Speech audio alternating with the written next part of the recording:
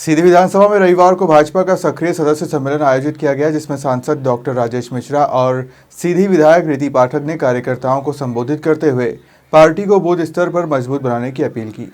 जम्मू कश्मीर में सिर्फ भारत का तिरंगा लहराया जाता है। लाल चौक पे जहां तिरंगा लहराने के लिए हमारे जोशी जी के नेतृत्व में उस समय हमारे यशस्वी प्रधानमंत्री जो भी नरेंद्र मोदी जी साथ में गए थे,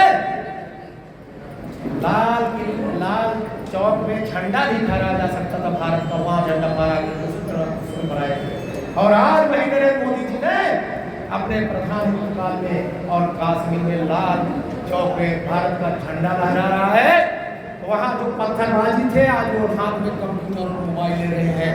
वहां व्यापार फल रहा है, पर्यटन बढ़ रहा है जम्मू कश्मीर में।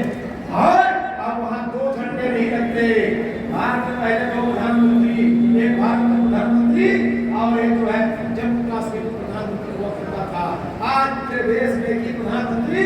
और सबसे बड़ी बात बताएं, हमारे आरक्षण करते हैं कांग्रेस के लोग, आपको जानने की जरूरत है। जम्मू कश्मीर में हमारे एसटी/एससी भाइयों को आरक्षण नहीं मिलता था। ये संविधान की बात करते हैं, इसलिए आपको जानने की जरूरत है। ये चीजें हम इसलिए बता रहे हैं कि आपको जाकर के नीचे बताना पड़ेगा। देश के बांटने का काम करते थे, आज दिनों में घुस गए हैं। अरे अभी 3 दिन पहले अमेरिका से उठाकर उसको बुराड़ा को ले आए हैं, जिसकी वजह से 66 लोगों के अभी ये भी 2018 चाहे स्ट्राइक हो, जब भी किसी बगल के देश ने, हमारे दुश्मन ने हमारे देश में कभी कुछ करने की जरूरत की है तो हम स्ट्राइक करके उसके घर में घुस करके मारे हैं। और ये स्ट्राइक पे हम इसके अंदर जाकर उसका नाश करके आए हैं, नष्ट करके आए हैं। ये आज हमारे भारत की शक्ति है।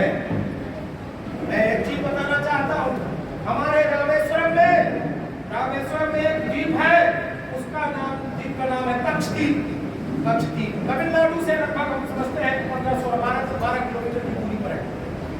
वहां से श्रीलंका जाने का जो राम सेतु वाला रास्ता उधर से होता है।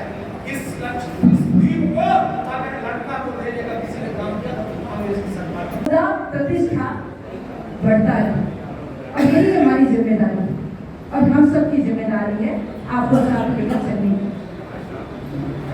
जब हम आदरणीय प्रधानमंत्री नरेंद्र भाई मोदी जी के विकसित भारत की बात करते हैं तो सबसे पहले हम सोचते हैं हम क्या थे और आज इस नेतृत्व के कारण हम क्या होने जा रहे हैं और क्या हो गए। कितनी बड़ी ताकत, कितना बड़ा आत्मबल हम सबको मिला है। जब हम आज से पहले के नेतृत्व करता के बारे में जब सोचते हैं और इस भारत की रूपरेखा को जब हम तय करते हैं तो हम पाते हैं कि आवासों की संख्या के बारे में जब हम पाते हैं तो लोग ये कहते थे, चिंता करते थे कि मेरा नंबर कब है। तब उसका नाम किसी व्यक्ति विशेष के नाम पर हुआ करता था, तत्कालीन प्रधानमंत्री के नाम पर हुआ करता था। और उस आवास को जब किसी पंचायत में दिया जाता था तो उस पंचायत में पूरे साल में 1 या 2 आवास दिया जाता था। और आज प्रधानमंत्री नरेंद्र भाई मोदी जी के नेतृत्व में 2027 में कम से कम हर एक व्यक्ति जो गरीब है, आजादी के बाद का ये समय, ये स्वर्णिम भारत का समय, और इस स्वर्णिम भारत का समय ये सामान्य समय नहीं, ये अद्भुत समय है जब हम चरम पर हैं और हमारी संख्या करोड़ों से ऊपर गिनी जाती है।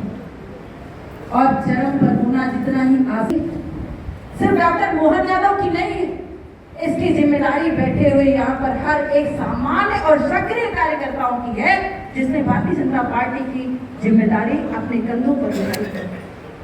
बहुत आवश्यक, कोई भी तुलना नहीं, हमारे कार्यकर्ताओं का अन्य दल के कार्यकर्ताओं से कोई तुलना नहीं है। और हमारा सम्मान हमारे दल से है, हमारे जमीन से है, हमारे राष्ट्र से है, भारत को। क्या जिस दल के आप कार्यकर्ता होकर होने के नाते आज यहाँ पर बैठे हैं और मैं जिस दल के कार्यकर्ताओं को अपने विधानसभा परिवार के नाते में संबोधित कर रही हूँ, जब मैं वहां पर बैठी थी तो मुझे लग रहा था मुझे एक एक व्यक्ति से, एक एक कार्यकर्ता से, एक एक अपने बंधु से मुझे परिचित होना है, उनसे बात करना है, उनका हाल चाल लेना है और निरंतर लेना है।